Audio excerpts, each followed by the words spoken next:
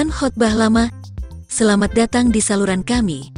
Apakah ingin memperdalam iman Anda dan mendapatkan inspirasi rohani? Anda berada di tempat yang tepat.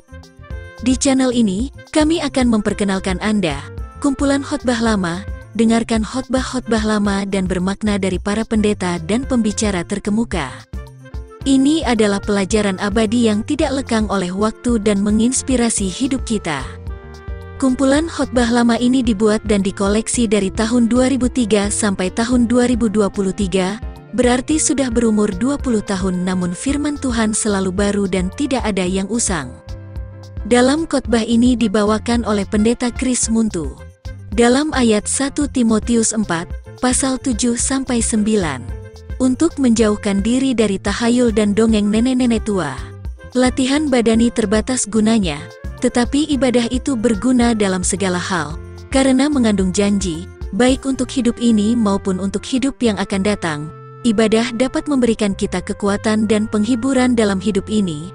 Akhir kata, jangan lupa channel kami, like dan subscribe dan bagikan video ini kepada mereka yang Anda cintai. Mari bersama-sama tumbuh dalam iman dan menjadi berkat orang di sekitar kita. Tuhan memberkati. Production 2023. Allah Bapa, kami siap duduk diam dan mendengarkannya. Di dalam nama Tuhan Yesus Kristus kami berdoa. Haleluya. Amin. Puji Tuhan. Baik, malam hari ini saya ingin mengajak Bapak Ibu Saudara membicarakan hal indahnya langkah peribadatan. 1 Timotius 4 ayat 7 hingga yang ke-9, demikian firman Tuhan. Tetapi jauhilah tahyul dan dongeng nenek-nenek tua. Latihlah dirimu beribadah. Latihan badani terbatas gunanya, tetapi ibadah itu berguna dalam segala hal, karena mengandung janji, baik untuk hidup ini maupun untuk hidup yang akan datang.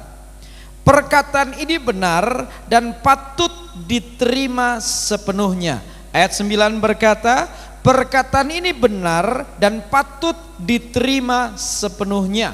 Apakah gerangan yang dianggap benar dan patut diterima sepenuhnya? Perhatikan 7b dan 8a mengatakan, latihlah dirimu beribadah.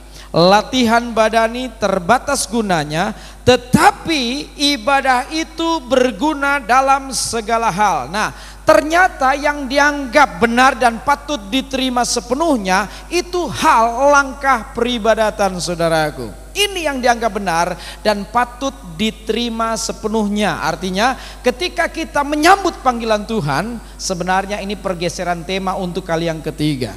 Saya rencanakan malam hari ini ya membicarakan hal kegagalan dalam memahami Paskah, karena dua minggu mendatang kita akan menyambut Paskah. Betul tidak saudaraku? Tapi untuk kali ketiga saya mengalami perubahan dalam penyampaian tema. Ternyata bergeser, dan saya tahu kemudian pengakuan iman bincang tentang betapa Tuhan memanggil setiap kita untuk mengalami kelegaan. Betul? Marilah engkau yang letih, lesu dan beban berat. Betul tidak? Tuhan ingin menyambut saudara dan ingin memberikan kelegaan bagi kehidupan saudara masing-masing. Betul? Siapakah gerangan yang akan menerima hal tersebut? Tentu mereka yang menyambut panggilan Tuhan. Tuhan panggil marilah, kalau Anda tidak menyambut bagaimana bisa? Betul tidak? Betul? Langkah mendekat ini yang dinamakan langkah peribadatan, saudaraku. Menyambut panggilan Tuhan itu bisa dilihat dari langkah peribadatan. Ternyata ini hal yang dianggap benar dan patut diterima sepenuhnya. Kalau kita benar beribadah kepada Tuhan, malam hari ini kita akan menemukan 5 perkara yang sangat spesial. Kalau benar kita menyambut panggilan Tuhan, ada 5 perkara yang sangat dahsyat yang akan kita terima malam hari ini. Amin. Amin. Singkat padat bentuknya ya tadi dalam bentuk sebuah himbauan, itu masih dalam penggambaran umum, tapi setelah dirinci 5 perkara yang sangat spesial. Bagi saudara yang sungguh menyambut panggilan Tuhan akan mengalami. Nah, sebelum kita masuk pada rincian, mari kita bincang dulu mengapa langkah ibadah itu dianggap benar dan patut diterima sepenuh. Ya, seumpama lagu ini masih intro. Lagu kan ada intronya ya. Sebelum kalimat pujian ada teng teng toeng. ada apa namanya, ada alunan-alunan pembukaan ya. Oke, mari kita lihat dulu pengantarnya agar kita sekilas menemukan gambaran keseluruhan. Mengapa langkah ibadah dianggap benar dan patut diterima sepenuhnya? Pada ayat 8 ada 3 hal yang ingin disinggung, dibicarakan. Dikatakan begini, latihan badani terbatas gunanya, tetapi ibadah itu berguna dalam segala hal. Ya. Yang pertama, mengapa langkah ibadah itu dianggap benar dan patut diterima sepenuhnya? Dikatakan bahwa karena berguna dalam segala hal. Kalau berguna dalam segala hal, kira-kira mempengaruhi atmosfer pribadi enggak? Mempengaruhi atmosfer rumah tangga enggak? Mempengaruhi prestasi kerja enggak? Mempengaruhi pengembangan usaha tidak? Amin. Berbahagialah Anda kalau sungguh beribadah kepada Tuhan. Mengapa? Karena ketika kita beribadah kepada Tuhan, ternyata peribadatan itu berguna dalam segala hal, sampai diberikan pembanding untuk menyadari betapa indahnya. Tadi pembandingnya adalah kalimat pertamanya berkata, latihan lahiriah jasmani berguna, betul? Namun terbatas. Tidak demikian dengan peribadatan. Latihan jasmani itu berguna, siapa bilang tidak? Betul? Makanya ada orang bilang mensana in corpore sano. Pernah dengar mensana in corpore sano? Dalam tubuh yang sehat ditemukan jiwa yang sejahtera. Betul? Ya, latihan jasmani berguna. Makanya ada orang yang jogging di pagi hari supaya staminanya baik dan tugas panjang hari pun selesai dengan baik. Betul? Itu sebabnya ada orang ke fitness center agar dia punya otot pun sedemikian indah sehingga siap menghadapi apa saja. Secara lahiriah berguna, pelatihan secara lahiriah berguna. Banyak orang memahami kok. Betul? Jangan sampai Anda tidak memahami. Saya hamba Tuhan saja, sebagai hamba Tuhan, saya sudah berulang kali diingatkan rekan-rekan seangkatan. Teman-teman seangkatan sudah pernah mengatakan begini, Brur, Anda boleh aktif seaktif-aktifnya seperti yang kau lakukan selama ini. Saya di Jakarta dikenal sebagai pendeta bola bekel. Tahu pendeta bola bekel? Tahu nggak sih bola bekel? Itu loh permainan anak itu loh. Ya, kenapa disebut pendeta bola bekel? Karena memang kedengaran ada, kalau dicari nggak ada. Tahu-tahu udah di Sumatera, tahu-tahu sudah di tempat-tempat di berbagai kota di Nusantara. Ya, jadi sepertinya nggak ada yang nggak dikerjakan. Terus aja banyak aktivitas. Nah, engkau boleh saja aktif, tapi ingat loh, kita ini pendeta generasi kepala 4. Kepala 4 berarti umurnya sudah 40 sekian. Kalau kita generasi kepala 4 kurang gerak, rentek, sakit badan, tahu? Saya jadi ingat omah saya, saudaraku, mbah saya, ya, pokoknya kepala 4 ke atas itu memang harus memperhatikan pelatihan secara lahiriah. Mbah saya waktu masih di daerah sehat, kuat, luar biasa. Ya, biasa orang kalau di daerah kan rumah dengan lahan yang luas, betul? Setelah anak-anaknya rata-rata sukses, ternyata ditarik ke sana kemari. Dan ketika ditarik ke sana kemari, nyaris tanpa gerak. Kenapa? Semua anak ingin memberikan yang terbaik, ingin balas budi orang tua. Jadi asal dia ada di rumah anak yang pertama misalnya, semua orang di rumah sudah diberitahu, kalau Simbah ini keluar kamar, mari cepat sambut dan cari tahu apa kebutuhannya. Jadi asal Simbah keluar kamar, sudah selamat pagi Mbah, Oma butuh apa? Oma tenang-tenang, nanti kita ada, kita siapin ya. Nah, nyaris tanpa gerak. Kelihatannya bagus, tapi tahun berikut game. Innalillahi. Waktu di kampung sehat, pagi hari tentu setelah doa urusannya banyak, entah ngurusin ayam, ngurusin tanaman yang dia suka, ya sehat, tapi setelah dia disambut luar biasa, nyaris tanpa gerak, nggak sampai 1 tahun game. Jadi tolong Anda yang sudah kepala 4 ke atas, jangan sampai lupa, latihan lahiriah berguna, namun terbatas. Tidak demikian halnya dengan peribadatan. Peribadatan itu juga ternyata bentuk pelatihan. Latihlah dirimu beribadah. Ini sebagai pelatihan. Ini sebuah program yang Allah tempatkan dalam diri kita, agar satu ketika kita diperlengkapi luar biasa, sehingga hidup kita penuh dengan kemenangan. Amin, amin. Kenapa dianggap benar dan patut diterima sepenuhnya? Tadi petunjuk pertama adalah karena berguna dalam segala hal, akan mempengaruhi atmosfer kehidupan, akan mempengaruhi prestasi kerja dan juga studi bagi anak muda. Berbahagialah kalau Anda sungguh beribadah kepada Tuhan. Amin. Yang kedua, mengapa dianggap benar dan patut diterima sepenuhnya? Kalimat lanjutnya tadi berkata, karena mengandung janji. Kalimat ini kalau dikembalikan ke bahasa Greka, bahasa Yunani, bahasa asli, ternyata lebih tepat kalau diterjemahkan sebagai mempercepat proses penggenapan janji. Terjemahan tepatnya ternyata mempercepat proses penggenapan janji. Alkitab setelah diteliti oleh tim pakar jumlahnya 6, itu mereka rata S3, bahkan sebagian besar depannya masih ada tambahan profesor, tidak hanya S3 doktor tapi profesor, di belakang namanya pun masih ada title yang lain ya. Nah, jadi mereka memang para pakar. Setelah diteliti ternyata report hasil penelitiannya luar biasa. Satu di antara reportnya mengatakan ternyata Alkitab setelah diteliti berisikan hampir 30.000 janji Allah. Alkitab setelah diteliti ternyata berisi, saya bulatkan saja, 30.000 janji Allah. Dahsyat. Buat saya itu berita spektakuler. Alkitab berisi 30.000 janji Allah, itu buat saya berita spektakuler. Ketika saya membaca report para pakar ini, saya girang luar biasa. Kenapa? Penggenapan janji selalu akan bikin kita terperangah dan semakin mengagumi Tuhan. Mana yang Anda lebih percaya? Allah berjanji untuk satu ketika menggenapi, atau Allah berjanji untuk satu ketika mengingkari? Mana yang Anda lebih percaya? Yang mana Anda percaya? Allah berjanji dan menggenapi atau mengingkari pada satu ketika? Anda sungguh percaya bahwa Allah berjanji dan tidak pernah ingkar? Sungguh? Saya ingatkan buat saudara, ya, beliau itu kalangan atas, atasnya atas, yang teratas. Penggenapan janji selalu akan membuat kita terperangah dan semakin mengagumi Tuhan. Saya kasih contoh ya, misal ini masih anak muda atau sudah bapak? Masih anak muda? Masih sendiri? Oke, bolehlah kalau masih sendiri buat contoh. Boleh tahu namanya? Yusuf. Oke, ya, anak muda Yusuf. Oke. Tolong jawab, ini bukan tebak-tebak manggis ya, ini bukan tebak-tebak manggis.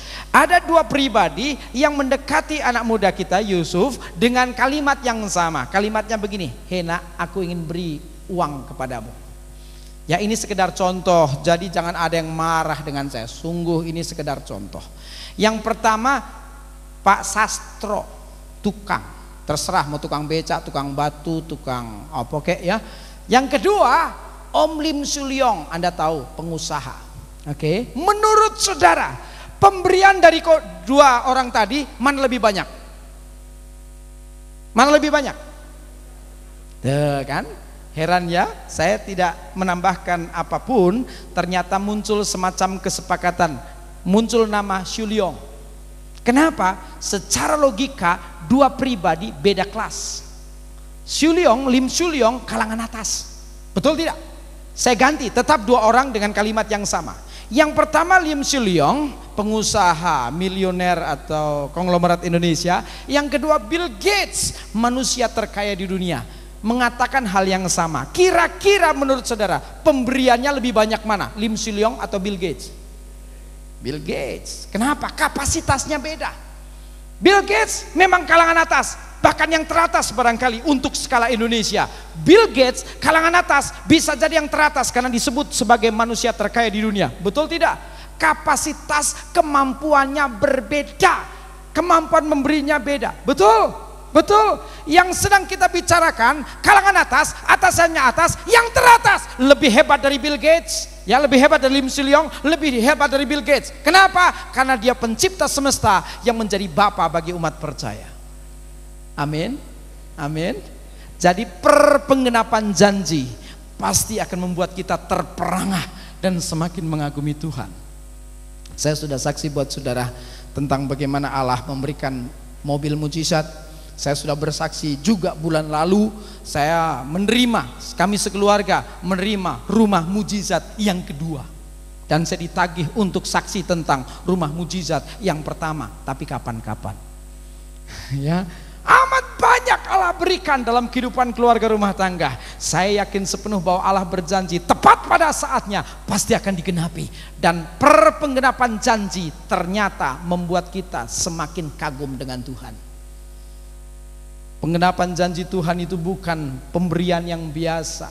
Penggenapan janji Tuhan itu selalu luar biasa. Amin. Saya mengalami dalam hitungan katakanlah 10 jari saja, saya sudah merasa sangat beruntung. Padahal Alkitab mengatakan stok janji Allah 30.000 jumlahnya. Betul? Dari stok yang ada di Alkitab, sepertinya Allah ingin bilang begini, kalau engkau sejak masa dini, sejak masa kecil, engkau beribadah dengan baik, setiap hari janjiku akan kugenapi. Ada hitungan matematik? Ada. 1 tahun hanya 366, itu pun kalau tahun kabisat. Betul tidak? Andaikan kita hidup 100 tahun, bukankah hitungannya akan menjadi sama?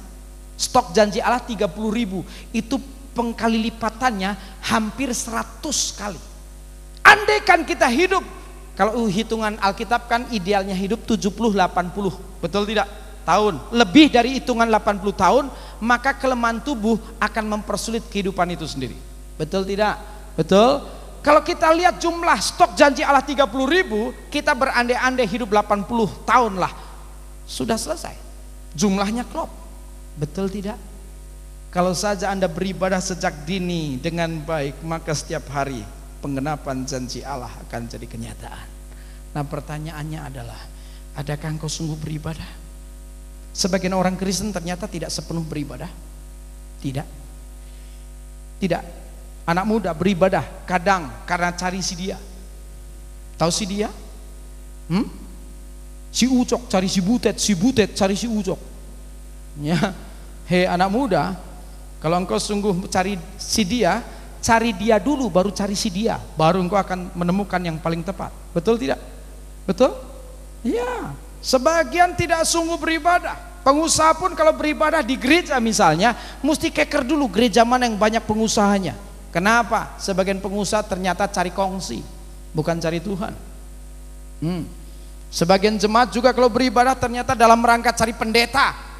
Ya, ada kebiasaan lihat pengumuman atau lihat selebaran sembari perhatikan siapa yang melayani. Terkenal ini, boleh juga nih, boleh, kita mesti datang. Begitu yang tertera di situ namanya nggak terkenal, siapa? Kamu tahu? Nggak tahu? Siapa dia? Jangan-jangan kurang sekolah ini orang. Nah loh, ternyata bukan cari Tuhan, tapi cari hamba Tuhan. Kalau Anda cari hamba Tuhan, waduh, saya khawatir satu ketika dikecewakan. Sebab sehebat apapun seorang yang disebut hamba Tuhan tetap manusia. Betul? Begitu ditemukan kekurangannya, Anda akan kecewa. Betul? Tapi kalau Anda cari Tuhan, tidak akan pernah dikecewakan.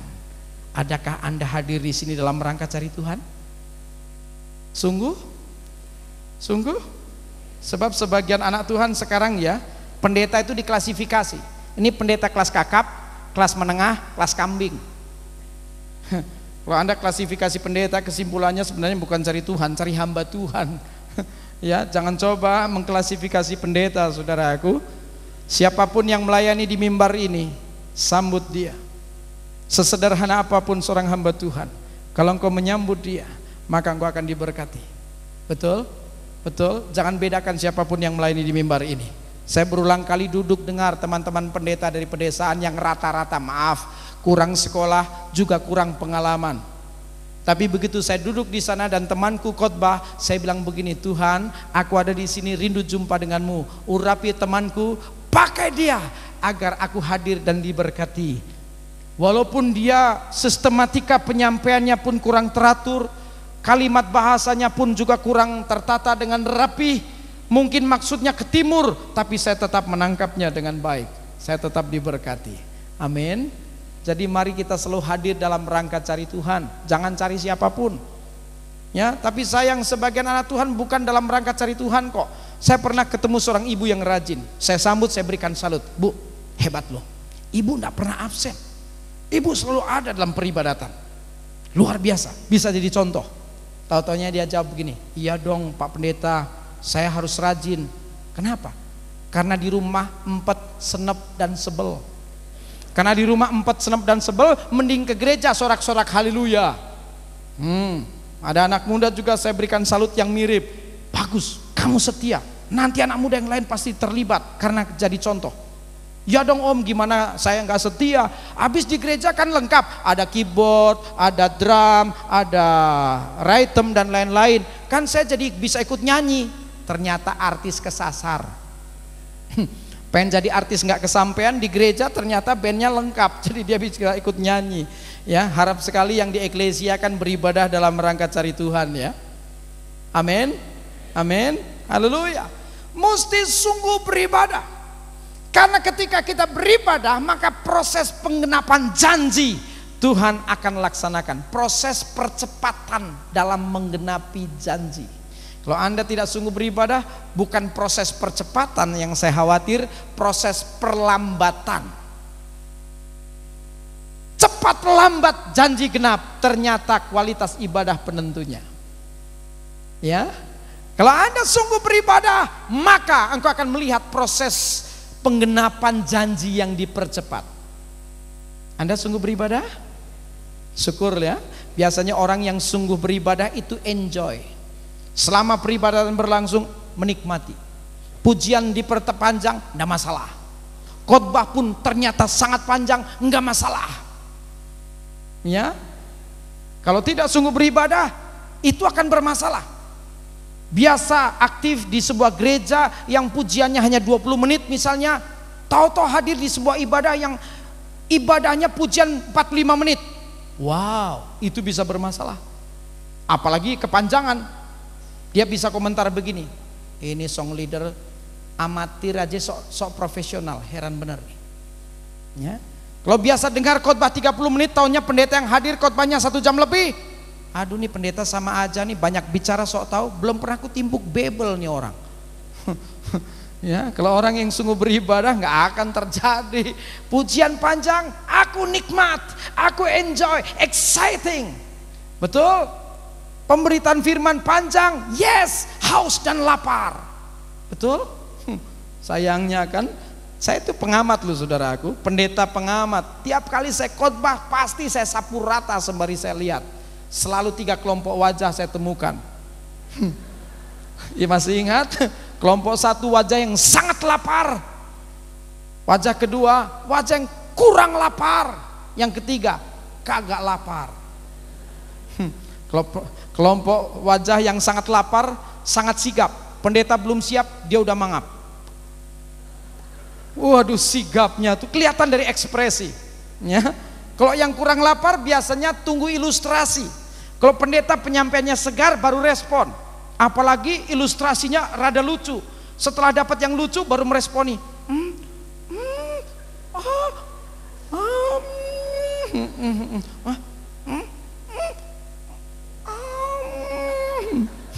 Ya, itu kelompok kedua. Coba lihat, mirip anak-anak kan kalau sedang disuapin. Anak kecil kalau sedang disuapin lahap nggak masalah. Tapi begitu anak kecil disuapin nggak mau makan, biasanya digoda sama mamanya. Dang jidu, bah, bah. Begitu dia lengah baru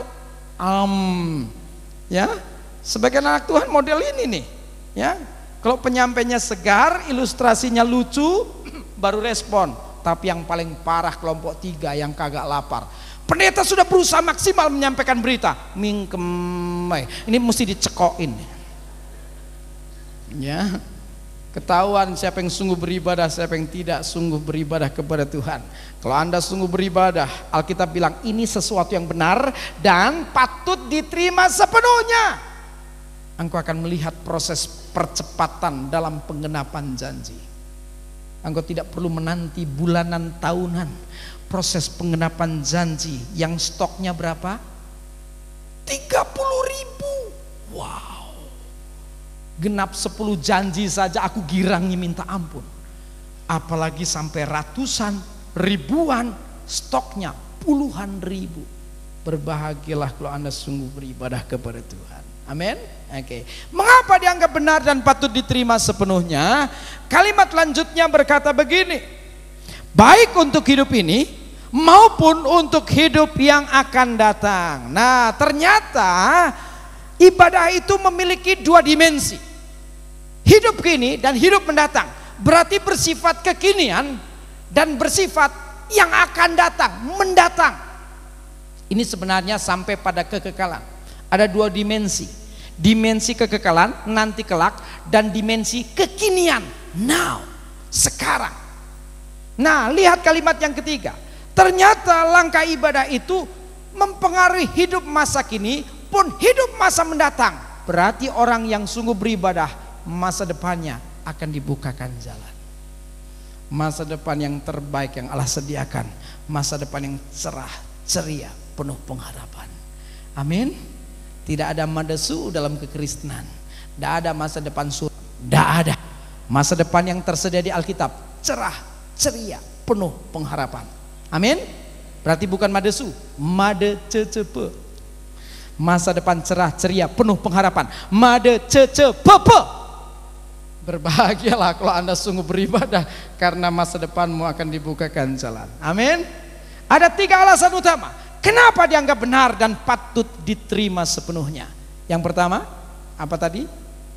Berguna dalam segala sesuatu, berarti mempengaruhi seluruh kehidupan, atmosfer pribadi, keluarga, pekerjaan, usaha, pelayanan. Yang kedua, mempercepat proses penggenapan janji. Yang ketiga, membuka masa depan. Apa bentuknya? Nah, sekarang kita masuk.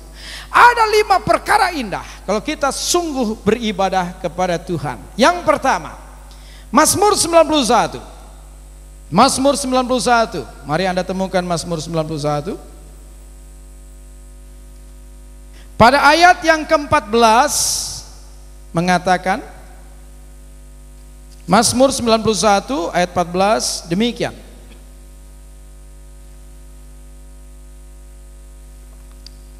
Sungguh hatinya melekat kepadaku, maka aku akan meluputkannya, aku akan membentenginya, sebab ia mengenal namaku. Kalimat pembukanya diperhatikan, sungguh, hatinya melekat kepadaku. Bagaimana kita bisa tahu bahwa bagian ini membicarakan indahnya langkah peribadatan? Mari kita adakan komparatif studi lebih dulu, adakan perbandingan, agar kita memahami kalimat sungguh hatinya melekat kepadaku. Yohanes 17. Yohanes 17.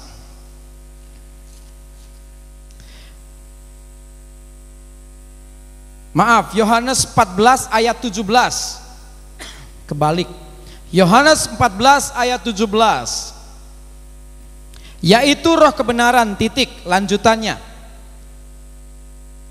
Dunia tidak dapat menerima dia, sebab dunia tidak melihat dia dan tidak mengenal dia. Tetapi kamu mengenal dia, sebab ia menyertai kamu dan akan diam di dalam kamu.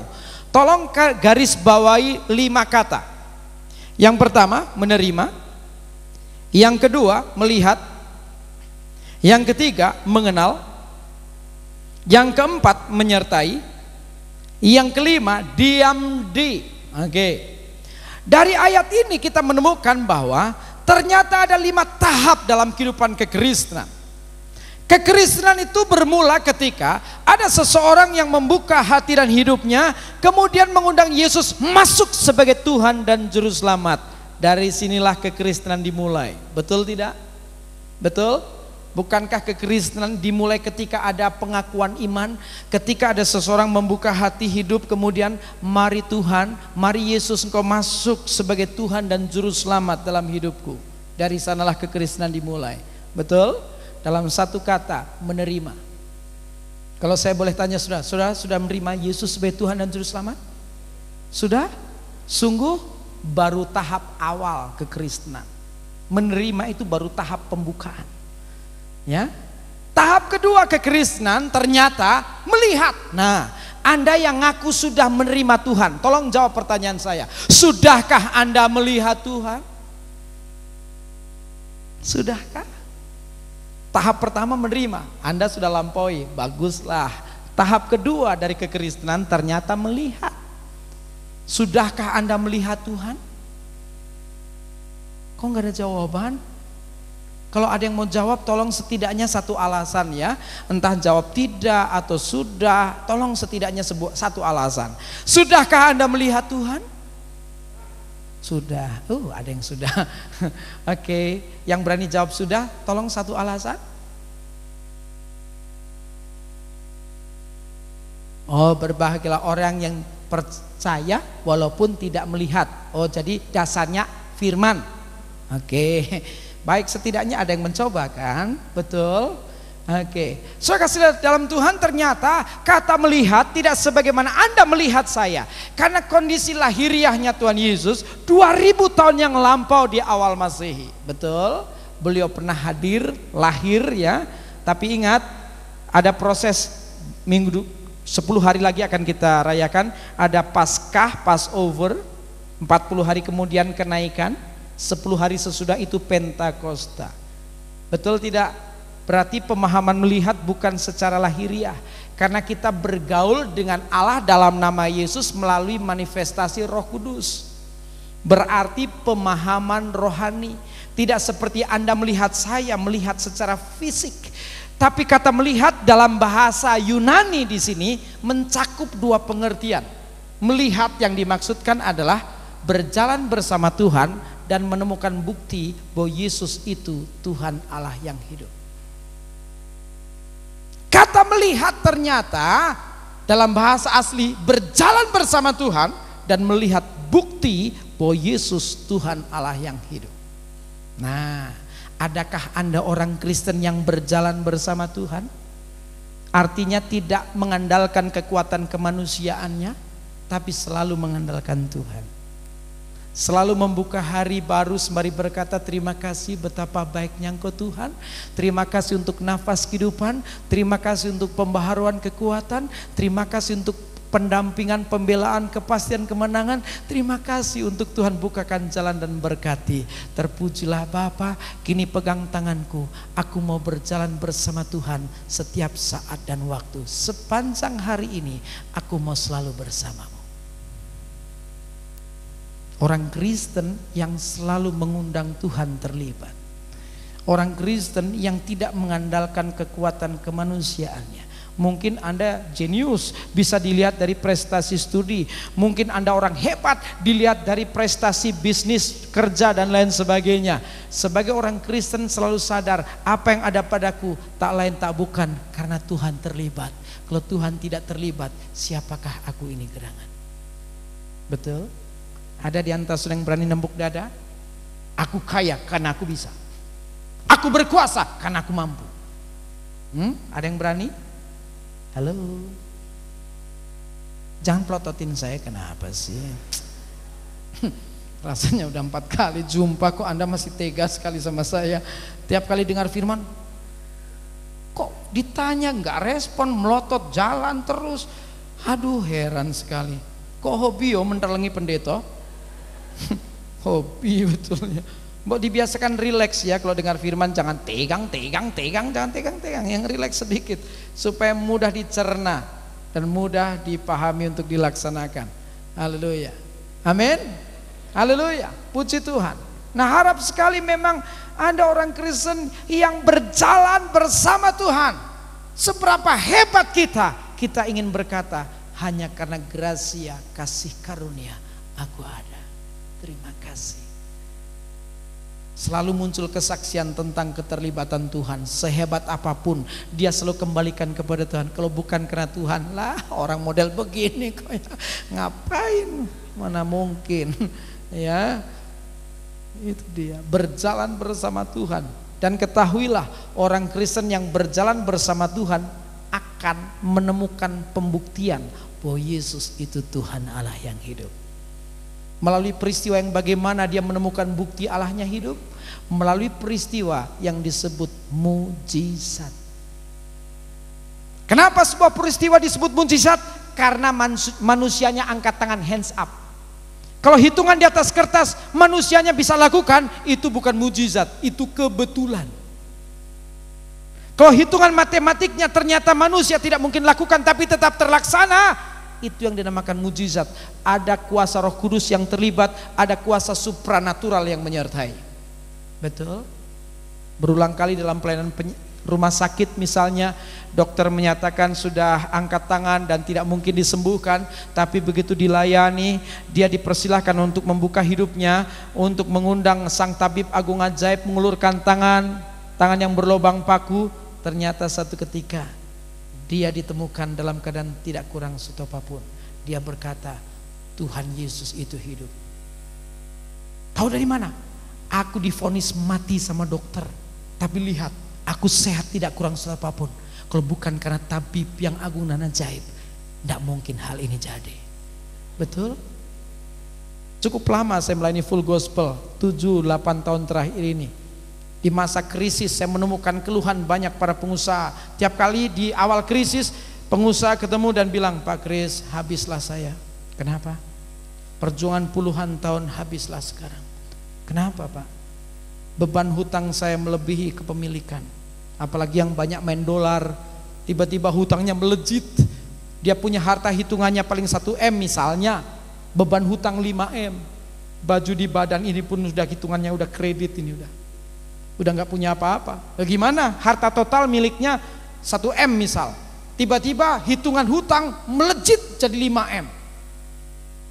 Jadi baju di badan pun sudah utang ketemunya, udah nggak ada sisa. Sisanya hanya hutang, siloba hutang, ya, hanya hutang yang ada padanya. Tapi setelah saya ajak duduk, saya sharingkan tentang Roh Kudus penolong yang tidak akan pernah gagal.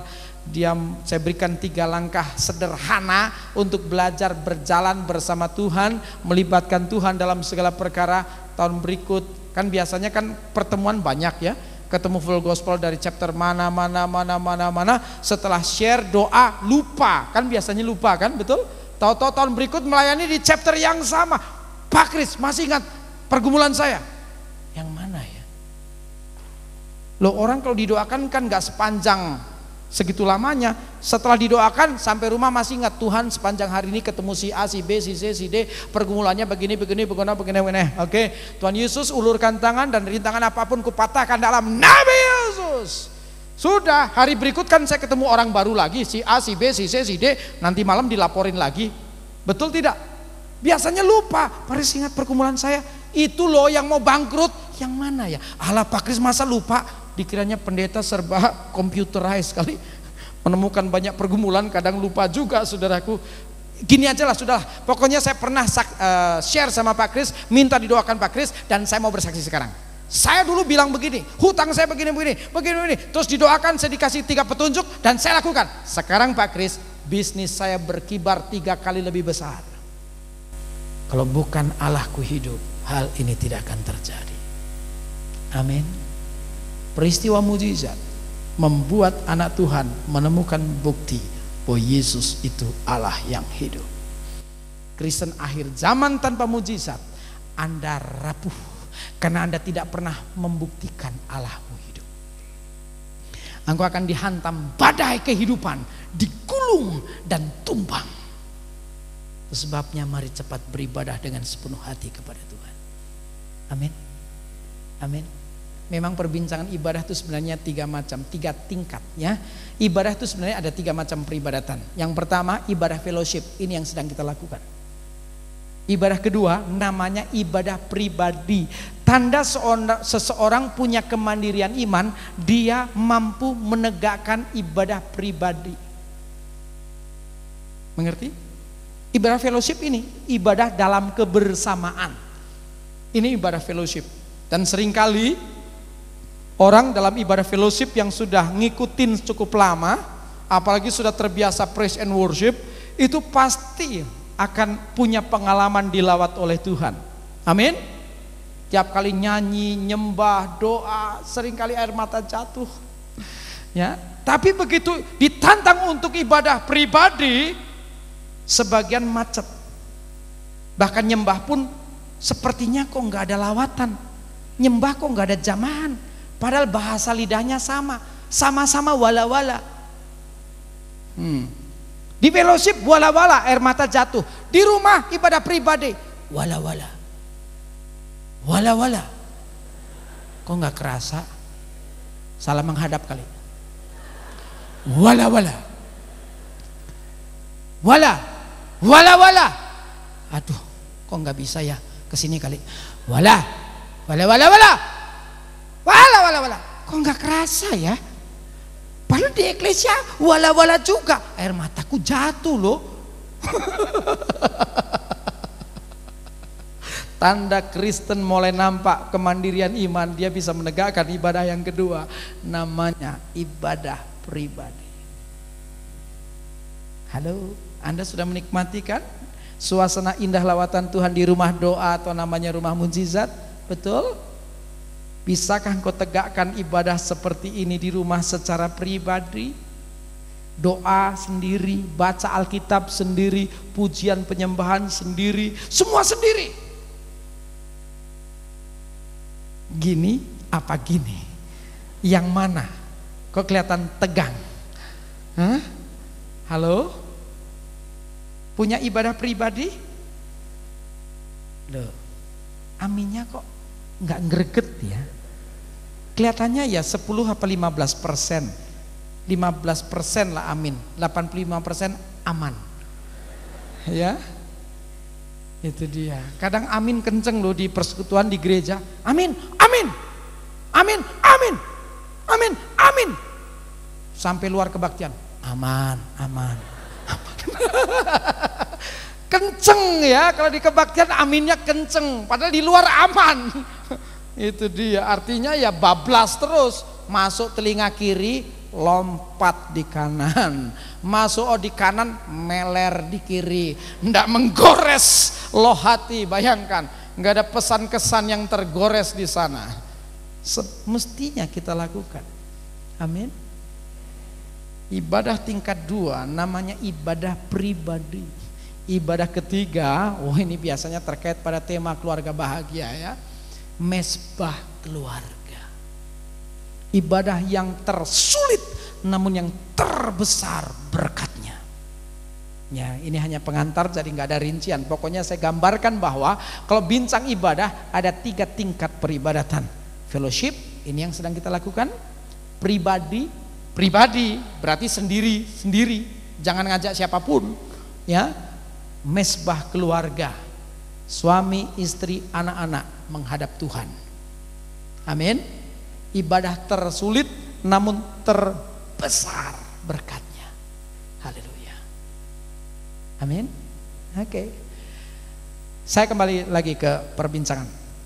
Menerima itu tahap pertama. Tahap kedua, melihat Kristen yang berjalan bersama Tuhan dan menemukan bukti bahwa Yesus Tuhan Allah yang hidup. Berapa banyak bukti yang Anda sudah catat? Ada berapa banyak pengalaman mujizat yang Anda sudah temukan? Semakin panjang catatan Anda mengalami mujizat, semakin tangguh iman. Mau digoncang cara apapun, Allahku hidup, aku tidak takut. Tahu dari mana? Bukti? Mau tahu? Mau tahu? Bidang apa? Aku bisa buktikan. 1, 2, 3, 4, 5. Kurang apa? Aku tidak gentar dengan apa saja. Orang Kristen kalau sudah mengalami rentetan mujizat, kalau sudah semakin bisa membuktikan Allahnya hidup, imannya tak tergoncangkan. Amin. Itu sebabnya malam hari ini minta hadirat Tuhan menjamah saudara sehingga Anda punya pengalaman untuk hidup dalam mujizatnya Tuhan. Jangan sampai kita beribadah di rumah mujizat tapi tidak mengalami mujizat. Jangan sampai. Boleh saya tanya, siapa di antara saudara yang sudah pernah mengalami mujizat? Tolong lambai tangan. 70%. Hitungan di atas kertas memang Anda sudah tidak mampu? Sebab hitungannya harus betul. Kalau hitungan di atas kertas kita mampu, itu bukan mujizat, kebetulan. Kalau memang Anda sudah angkat tangan, udah nggak mungkin lagi lah, aku udah nggak mampu. Tapi tetap terlaksana, itu baru mujizat. Amin. Oke. Sebab kalau tahap 2 Anda melampaui, Anda punya peluang memasuki tahap yang ketiga. Apa itu? Mengenal. Ya, kalau tahap 2 Anda tidak lampaui, Anda tidak akan pernah masuk tahap 3, 4, apalagi yang kelima. Kalau tahap 2 Anda bisa lampaui, maka Anda punya peluang untuk memasuki tahap yang ketiga. Tahap ketiga adalah kekristenan yang mengenali pribadi Tuhan dengan baik. Dengan baik. Amin. Kenapa mengenal? Akibat perjumpaan. Nah, saya dengan Pak Gideon kan sudah beberapa kali jumpa, ya. Ketika belum sekalipun atau pertama, aduh, tidak banyak yang bisa aku tahu. Tapi setelah beberapa kali ketemu, sebagian sudah mulai ku ketahui. Apalagi kalau semakin sering dengan Pak Sin ini, saya sering kali disambut, ya, makan bersama, pergi bersama, pengenalannya sudah semakin meningkat lagi. Dengan cara demikian kami akan lebih dekat. Amin. Dan herannya kalau di Eklesia ada semacam pemahaman transfer of spirit. Wow, itu indah sekali. Ya, artinya nyetrum. You know nyetrum? Transfer of spirit itu mirip dengan nyetrum. Kalau yang di dekatnya punya strum akan transfer.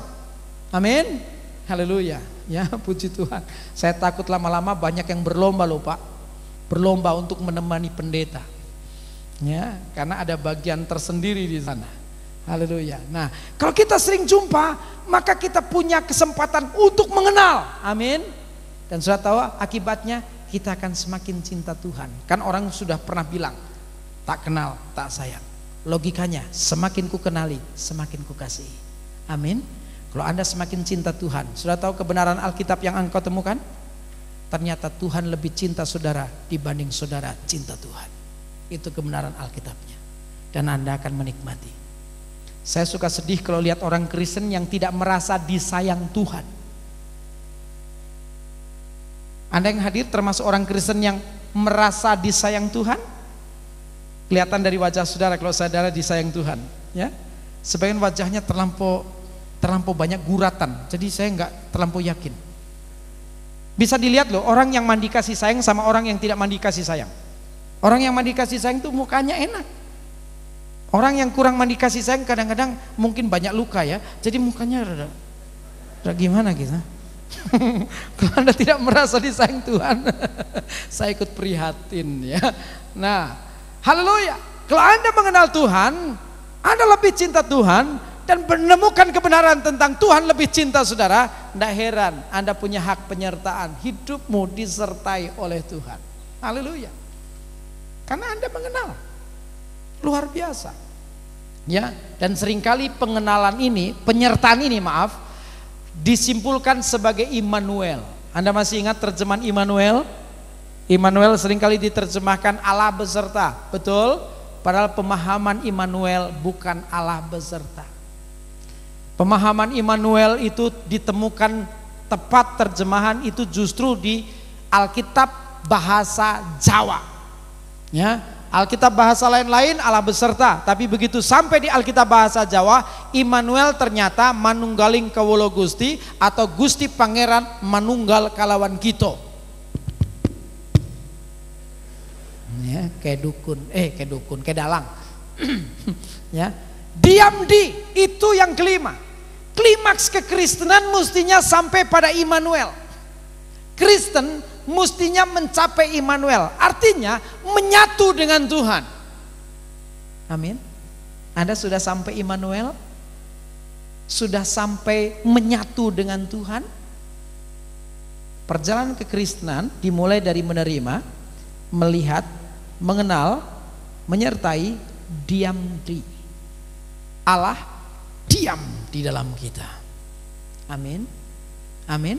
Dalam bahasa Mazmur, sungguh hatimu melekat kepadaku. Kita buktikan sekarang melalui Mazmur 91. Balik lagi. Untuk menemukan pembenaran, kesimpulan dari langkah peribadatan. Sekarang lihat ayat 1 dan 2. Ayat 1 dan 2 mengatakan begini, untuk menemukan penegasan bahwa ini bincang tentang langkah peribadatan.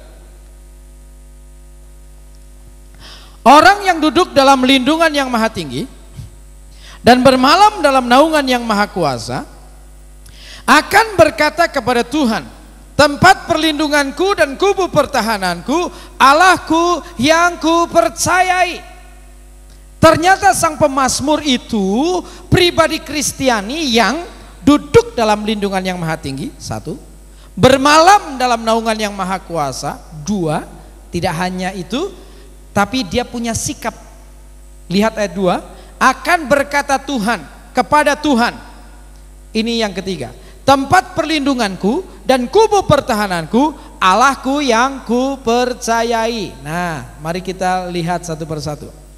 Duduk dalam lindungan yang maha tinggi itu membicarakan tentang kita ada dalam hadirat Tuhan. Nah, coba saya tanya saudara yang hadir malam hari ini, merasa nggak Tuhan melawat? Amin. Duduk dalam lindungan yang maha tinggi lebih pada perbincangan program yang bersifat rutin, peribadatan yang biasa kita lakukan.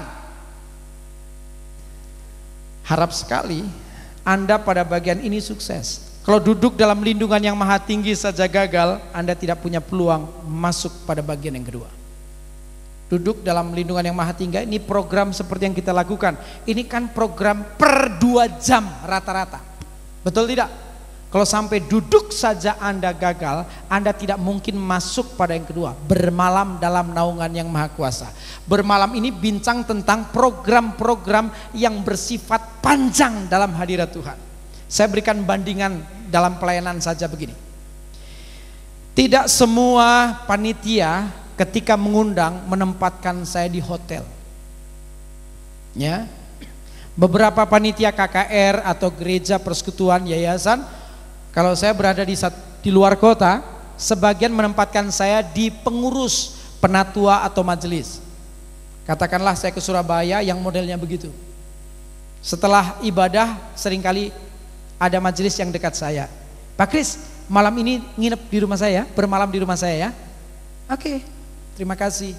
Tahu-tahu pengurus lain mendekati. Loh, yang benar dong.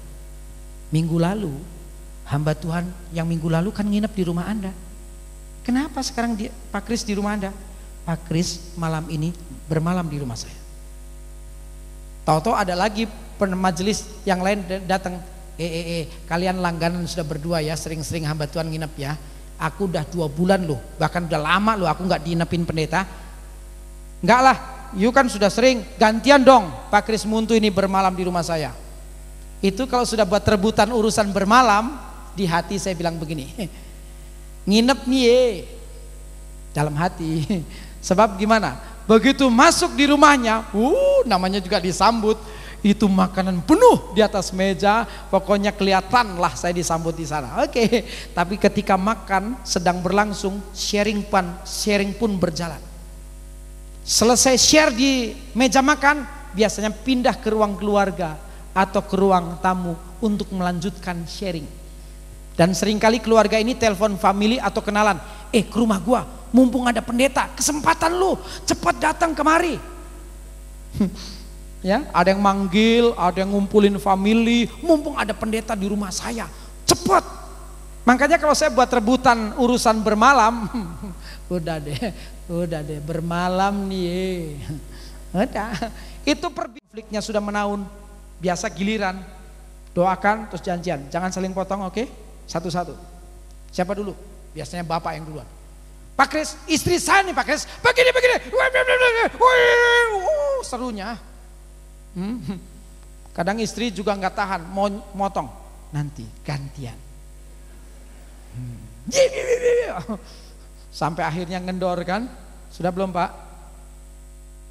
Ya udah dulu lah. Silakan Ibu. Memang dasar laki-laki mau menang sendiri, gayanya doang di gereja. Waduh, ramenya. Waduh, saya mesti nungguin sampai jam 2, jam 3 pagi pertempuran 2 orang ini. Oke, saya tanya, jadi pertemuan kita arahnya pemulihan atau apa ini? Ya kita memang marah belak-belakan, tapi terus terang mau pemulihan nih Pak Kris. Oke.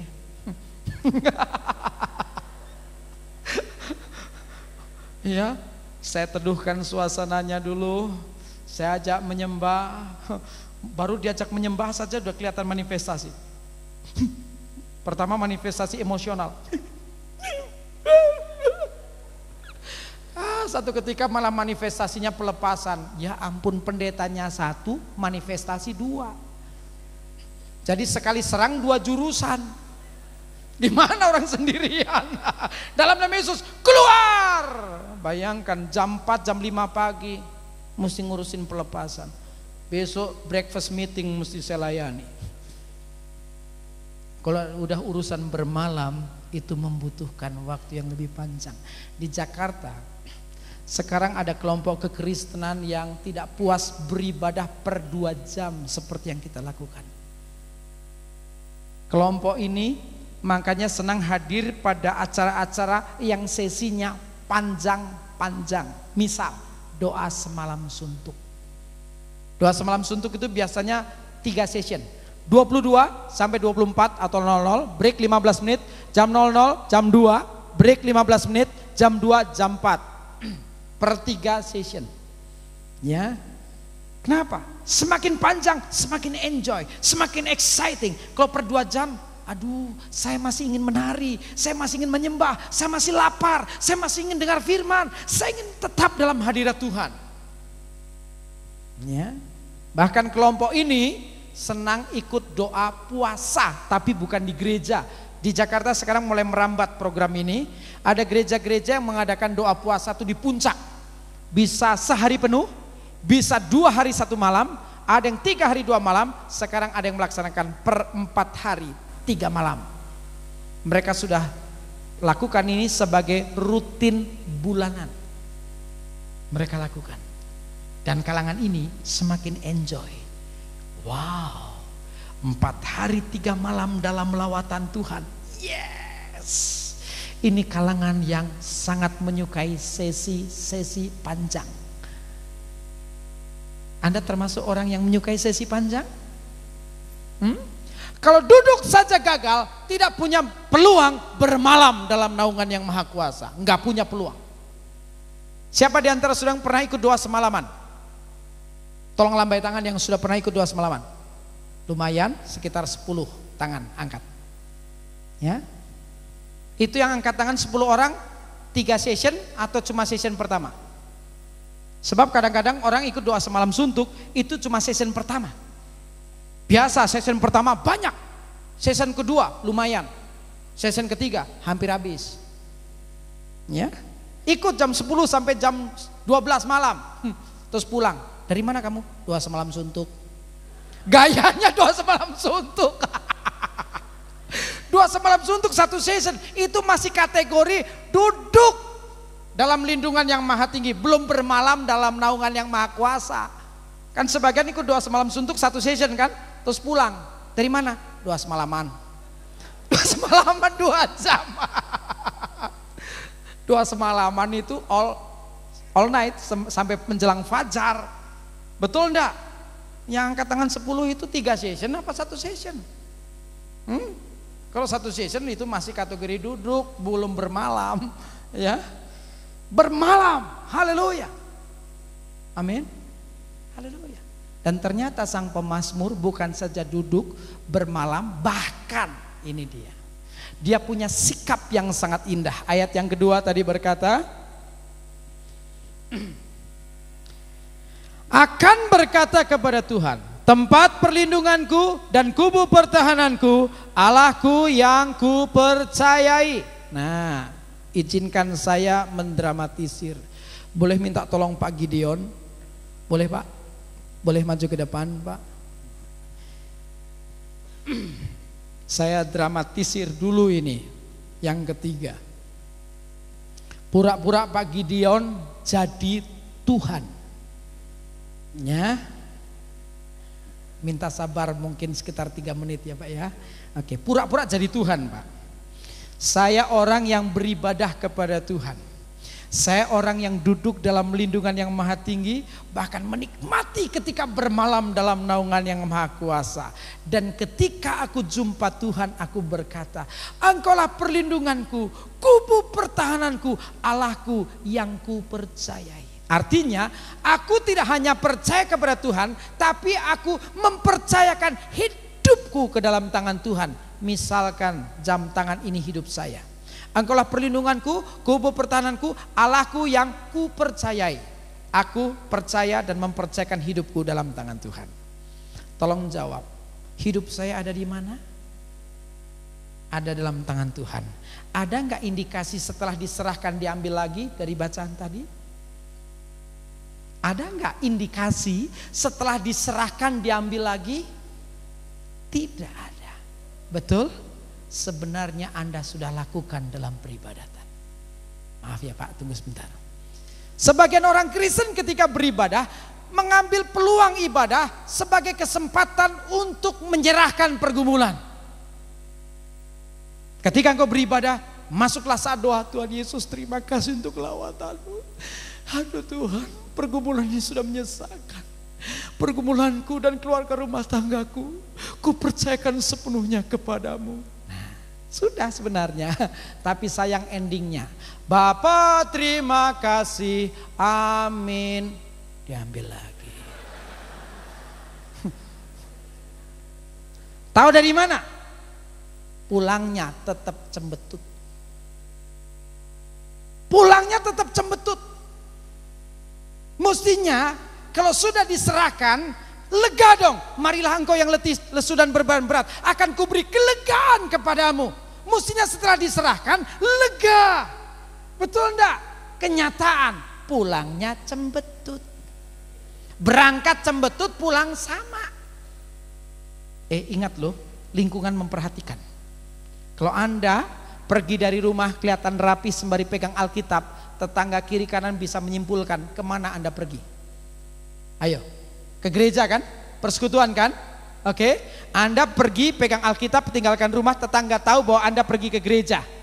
Kalau sampai sementara Anda pergi ke gereja muka cembetut, tetangga bisa komentar begini, pantes orang susah cari Tuhan.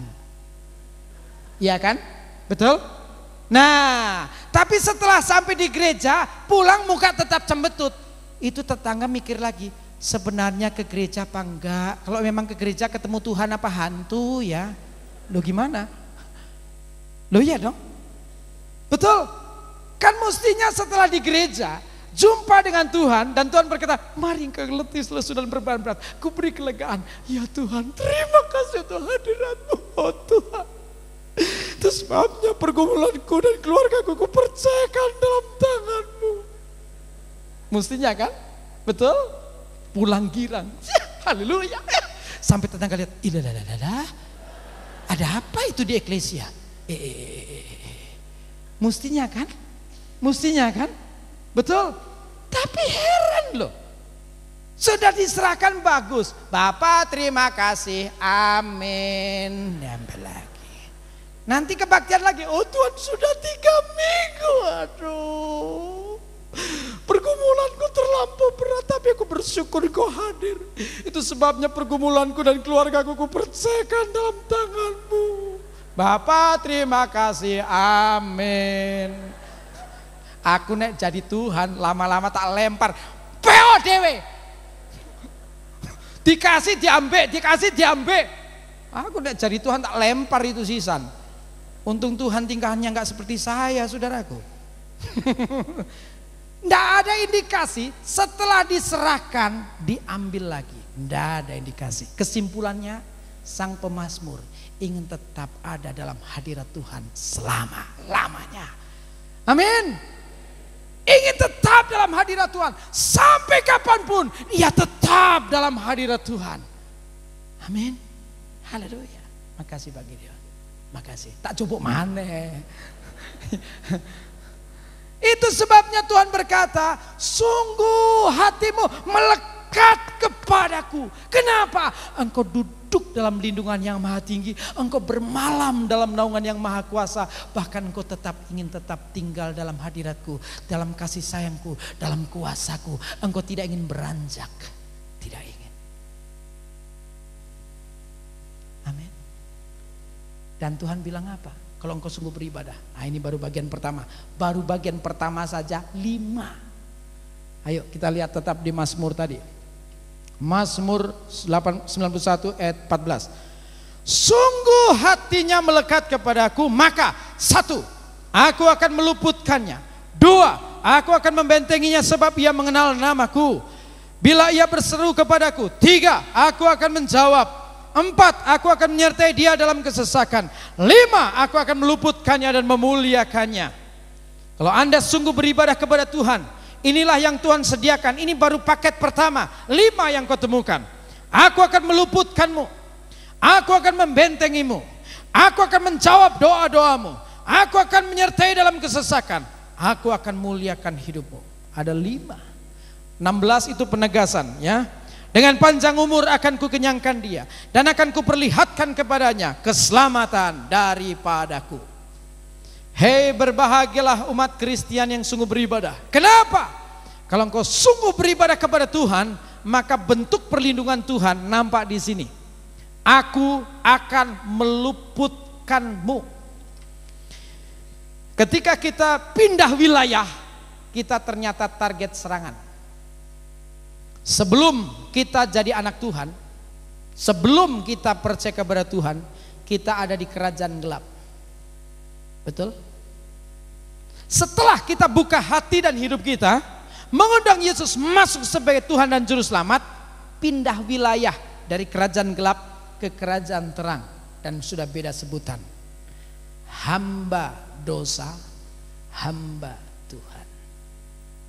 Kenapa? Langkah kehidupannya mengarah pada menyenangkan hati Tuhan. Kalau benar Anda cinta Tuhan, percaya Tuhan, arah kehidupanmu kan menyenangkan hati Tuhan. Betul? Tidak hanya meninggalkan dosa, tapi menciptakan atmosfer untuk kita mengalami proses pertumbuhan dalam iman. Betul tidak? Betul? Ya. Tapi ingat, kita jadi target serangan. Saya perhatikan ini pengalaman berjalan bersama Tuhan, ya. Ketika kita masih, iman kita masih landai, masih di bawah, waduh rasanya digempur. Bang bung bang bung bang bung bang bung. Pada perjalanan awal itu lumayan gempurannya. Tapi setelah mengalami proses pertumbuhan sampai tingkat menengah, itu mulai berkurang sampai satu ketika mencapai tingkat tertentu, sepertinya anti klimaks. Dia drop. Serangan bukan meningkat lagi tapi justru menurun. Kenapa? Kekristenan yang terus bertumbuh, urapannya semakin kuat.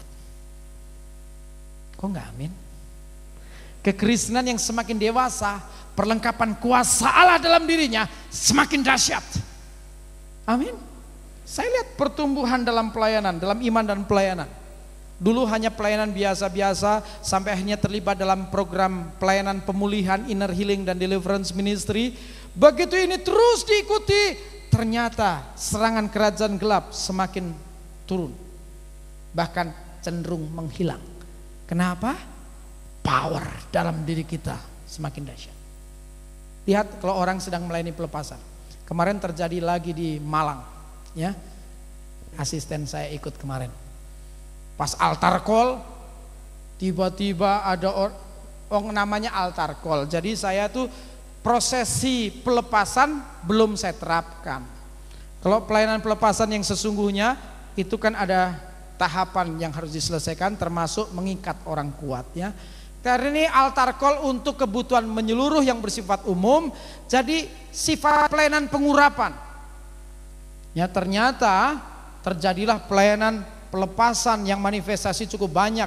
Di antaranya orang yang hidup dalam kuasa gelap, rupanya ada semacam transisi yang berat. Ketika tangan ini hampir sampai, roh dalam dirinya sudah semakin takut. Begitu hampir nyentuh kepala, dia nyerang duluan. Saya terlempar dari arah sana, hantam dinding, saudaraku, terbang. Itu kalau bukan kuasa lain, nggak mungkin. Itu yang jatuh, itu sudah banyak orang dijatuh, saudaraku. Ini kan sudah berapa lapis yang didoakan. Begitu sampai di sebelah sana, orang roh dalam dirinya begitu takut, tiba-tiba tangannya bergerak. Dari ujung sana saya terlempar sampai ke dinding. Bunyinya keras, duas. Tapi indah kalau kita selalu bersama Tuhan. Tetap dalam keadaan baik, tidak kurang sesuatu apapun, mic tetap dipegang dan semuanya terkendali. Amin. Amin. Pernah saya melayani pelepasan di Kalimantan, setoran Setoran apa itu namanya? Setoran jimatnya banyak. Kalau di Jawa sudah kurang. Kalau temanya misalnya tentang okultisme, terus tantang nyerahin jimat, sekarang sudah hampir enggak ada ya. Berulang kali tema okultisme misalnya, tantang maju ke depan untuk nyerahin jimat, hampir enggak ada yang setor sekarang. Kalau dulu-dulu kan banyak yang setor, tapi Kalimantan masih. Kalimantan tema okultisme, pemulihan, pelepasan. Malam pertama biasanya tantangan maju ke depan, berikut besok harus menyerahkan jimat yang ada di, entah yang dibawa tentu malam itu, yang di rumah suruh dibawa besok.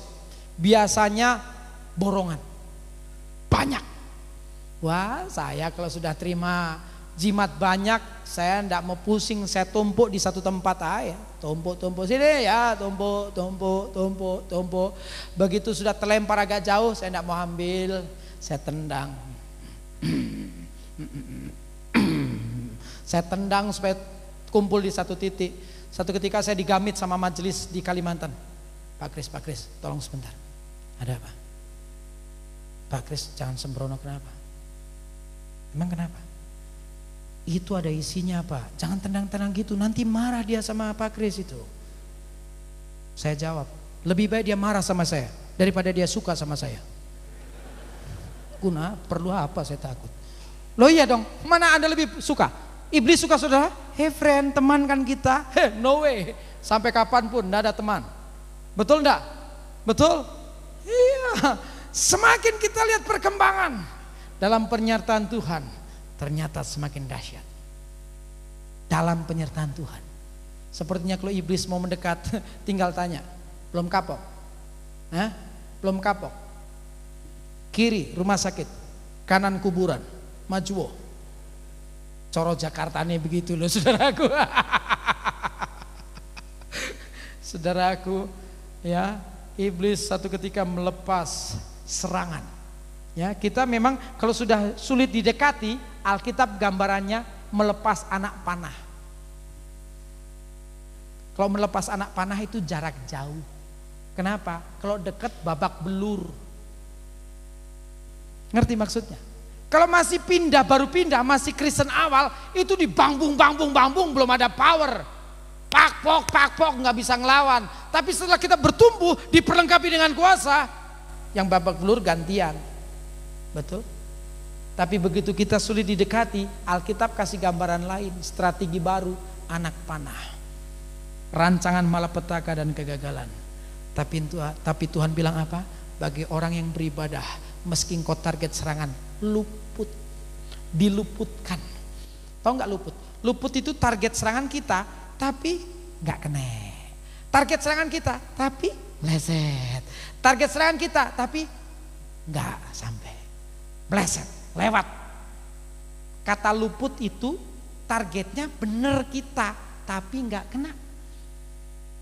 Kata luput itu ditarget, tapi nggak kena. Kan pengertian luput begitu, betul?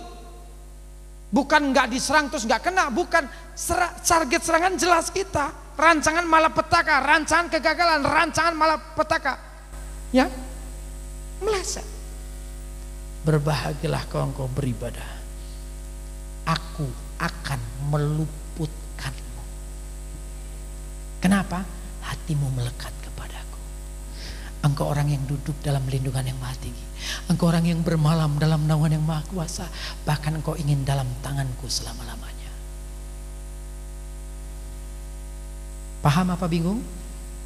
Syukur paham. Kalau bingung telan saja. Nanti Roh Kudus tolong saudara.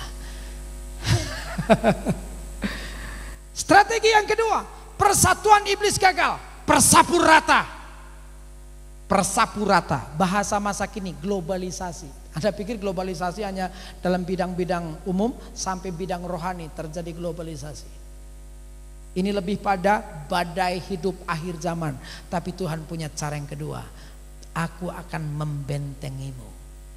Persatuan meleset, luput. Persapu rata, Tuhan punya strategi yang kedua, aku membentengimu. Amin. Sampai Alkitab berkata, ribuan jatuh di kiri, puluhan ribu jatuh di kanan, anak Tuhan tetap tegak berdiri. Siapa yang dapat? yang beribadah kepada Tuhan. Sampai Tuhan bilang, aduh anakku, hatimu melekat kepadaku. Amin. Saya tidak tahu seberapa Anda melekat. Melekat tuh nempel-pel. Nempel, melekat. Haleluya. Bayangkan. Cara Tuhan membentengi itu sebenarnya tidak bisa ditembus loh. Gambarannya ada dalam kehidupan Ayub. Ayub dibentengi, dalam bahasa lain dipagari. Dalam bahasa lain malaikat sorga berkemah sekeliling hidup kita. Cara penggambarannya ada beberapa. Kalau Allah membentengi, memagari kita, sebenarnya iblis tidak mungkin masuk. Betul tidak? Bukti di kehidupan Ayub. Iblis sudah beredar, enggak ketemu peluang. Naik dia protes, ya Allah kau berkati, kau jaga, sayang dia, pantas dia begitu. Ceritanya kurang lebih begitu. Sepertinya dialog ini dianggap tantangan. Oke, mau lihat? Kuangkat pagarku. Dan iblis merajalela, mengambil kekayaan, mengambil keluarga, mengambil status sosial dan sebagainya. Termasuk kesehatan. Cuman satu yang tidak bisa diambil, nyawanya. Itu bincang kepastian keselamatan. Betul? Betul? Tapi Ayub terhitung setia. Hingga satu ketika dikembalikan, dipulihkan. Betul? Dikembalikan 2 kali lipat dan pagarnya ditata ulang, dibangun kembali. Iblis bisa masuk? Tidak bisa. Cuman sayang manusianya yang suka bikin bolong. Pagar yang Allah taruh itu rapat, iblis tidak bisa masuk. Sayangnya manusia yang melobangi. Kapan? Ketika gagal menyenangkan hati Tuhan, apalagi jatuh dalam dosa. Dalam bahasa pelepasan namanya celah. Celah itulah yang membuat iblis mencuri kemenangan. Yohanes 10 masih ingat? Pencuri itu datang untuk mencuri, membunuh dan itu dia. Jangan buka celah. Karena apa yang Allah taruh itu rapat. Amin. Amin. Masih ingat perbincangan kita? Kalau kita jaga hati, Tuhan jaga hidup. Betul? Haleluya. Apa lanjut yang ketiga? Kalau kita sungguh beribadah kepada Tuhan, Tuhan jamin tidak hanya mendengar, namun menjawab doa. Sedih saya kalau lihat orang Kristen, rasanya sih berdoa sudah, tapi sayang mentok di langit-langit gereja dan turun lagi. Mestinya doa kita nembus sampai ke tahta kemurahan, ke tahta kemuliaan, menjadi dupa harum, kemudian Bapa mengembalikan untuk memberkati. Allah jamin dengar dan jawab doa. Siapa yang pasti doanya dijawab? Orang yang sungguh beribadah kepada Tuhan.